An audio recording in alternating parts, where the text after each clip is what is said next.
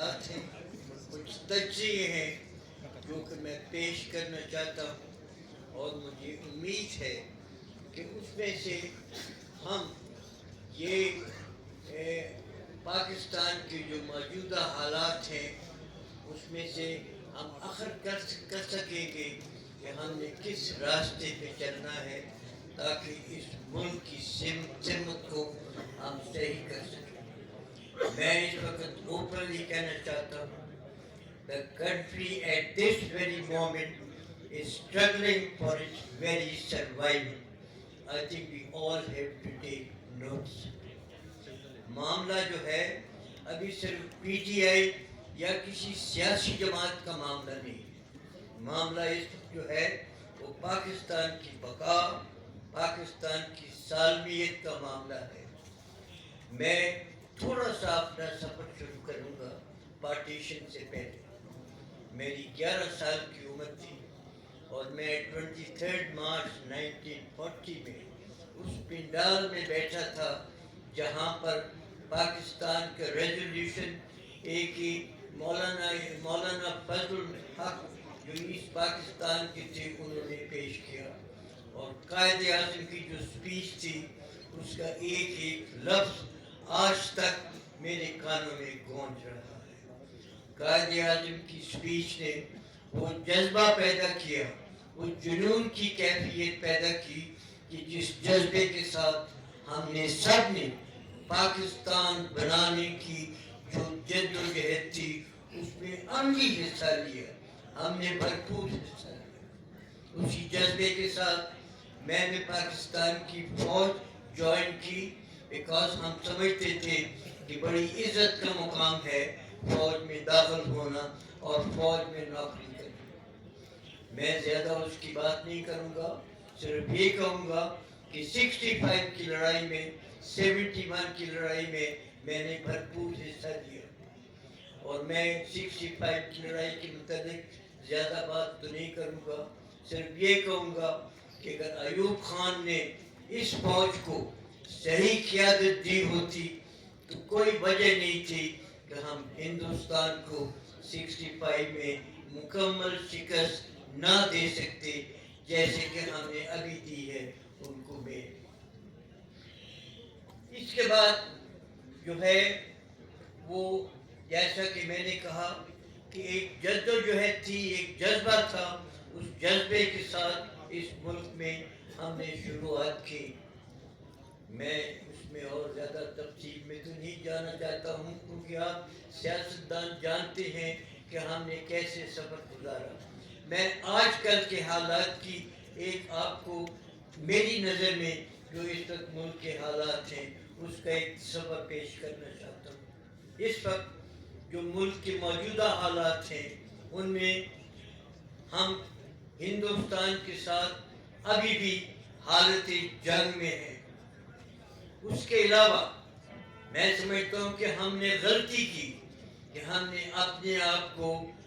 مغربی محاذ کے اوپر افغانستان کے ساتھ بھی ایک عملی جنگ میں اپنے آپ کو ہم نے جو ہے داخل کر دیا ہے۔ اس کے علاوہ جو اندرونی حالات ہیں اس ملک کے،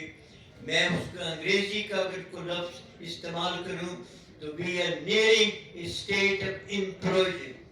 یہ ملک اندر سے پھٹنے کے بالکل قریب ہے، اور ان حالات کے علاوہ ہمیں جو ملک میں جو انسرجنسی ہو رہی ہے وہ بھی آپ کے سامنے ہے۔ میں اس کی زیادہ ڈیٹیل میں تو نہیں جاؤں گا، صرف میں یہ کہوں گا کہ ہمارے ملک میں اس وقت انسرجنسی دن بدن بڑھتی جا رہی ہے، اور ضرورت اس چیز کی ہے کہ ہماری آرم فورسز اور ہماری جو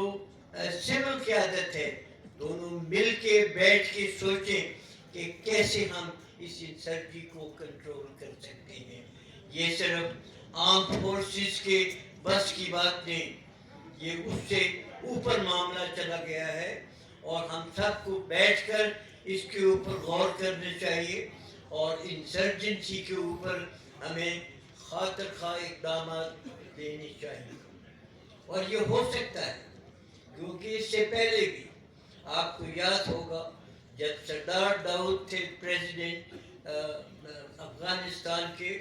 اس وقت بھی وہ پاکستان کے اندر سبورسو ایکٹیویٹیز کروا رہے تھے، اور اس کا سد باب جو ہے، میں اس کی ڈیٹیل میں تو نہیں جاؤں گا، بریگیڈیئر بابر جو بعد میں جنرل بابر تھے، انہوں نے اس کا ایسا سد باب کیا کہ سردار داؤد خود بھاگتے ہوئے آئے پاکستان، اور مسٹر بھٹو سے انہوں نے میٹنگ کی، اور اس میٹنگ میں انہوں نے کہا نو مور Pakhtunistan, I accept Turin Line as the international border and I'm ready to sign an agreement. Zia نے اس وقت کو کیا، اور ضیاء نے ڈیلیبریٹلی وہ ایگریمنٹ سائن نہیں کیا سردار داؤد کے ساتھ، وائی؟ امریکہ کی ماں کے اوپر، کیونکہ امریکہ چاہتا تھا کہ وہ پاکستان اور اس علاقے میں استحکام نہ ہو۔ اور ضیاء کے بعد میں بات کروں گا کہ میرا اپنا تھوڑا سا تجربہ ہے، میں نے اپنی زندگی میں کچھ چیزیں دیکھی ہیں۔ 51 میں میں جب گورنر جنرل ہاؤس کراچی میں جاتا تھا، وہاں ریسیپشن ہوتی تھی، ایوب خان اس وقت فوج کے سربراہ مقرر تھے، اور ان کو انہوں نے ڈیفینس منسٹر لگا دیا کیبنٹ میں۔ ان میٹنگ میں خواجہ ناظم الدین گورنر جنرل تھے، اور میں نے اپنی آنکھوں سے دیکھا کہ جتنے سیاستدان تھے وہ سارے ایوب خان کے گرد دیور کجورنگ اراؤنڈ تھے، اس کے ارد گرد گھوم رہے تھے، اور ان کے الفاظ یہ تھے کہ سر the fate of this country is in your hands۔ Ayub Khan کا دماغ کیوں نہ خراب ہوتا؟ میں نے اس وقت بھی دیکھا 7 سال لگے اس کا دماغ خراب ہونے میں، بس آخر میں اس نے وہی کام کیا، اور جو اس نے وہ کام کیا، میں دوبارہ آؤں گا اس کے اوپر کہ اس کے امریکنز کی حمایت تھی ایوب خان کو، وہ ماشاء اللہ لگا ان کی۔